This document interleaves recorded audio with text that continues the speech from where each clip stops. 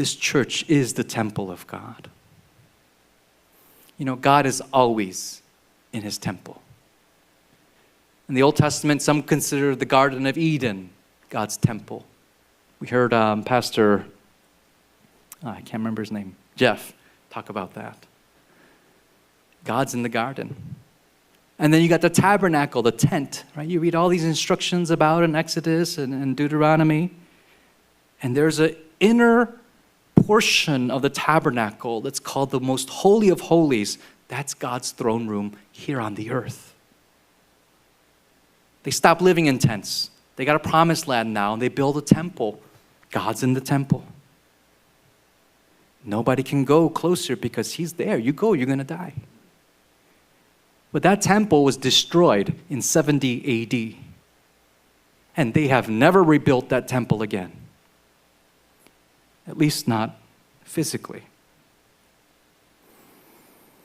Doesn't Jesus say in his earthly ministry, destroy this temple, and I will raise it again in 3 days?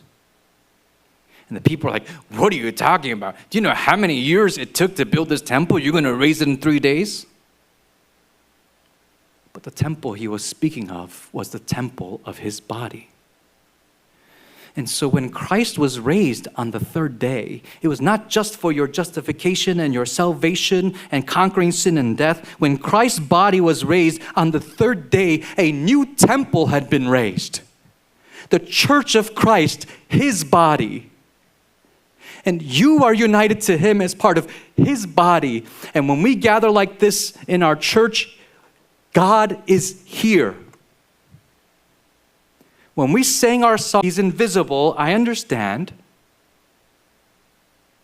But if you just wanted to sing with the bad heart, or you didn't want to sing at all, just know you did that in front of God. He's here.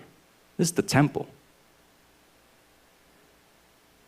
And I hope that in our church, we never forget this.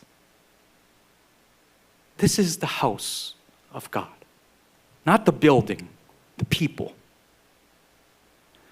I think it's very fitting to mention that the name of our church is Bethel Christian Church.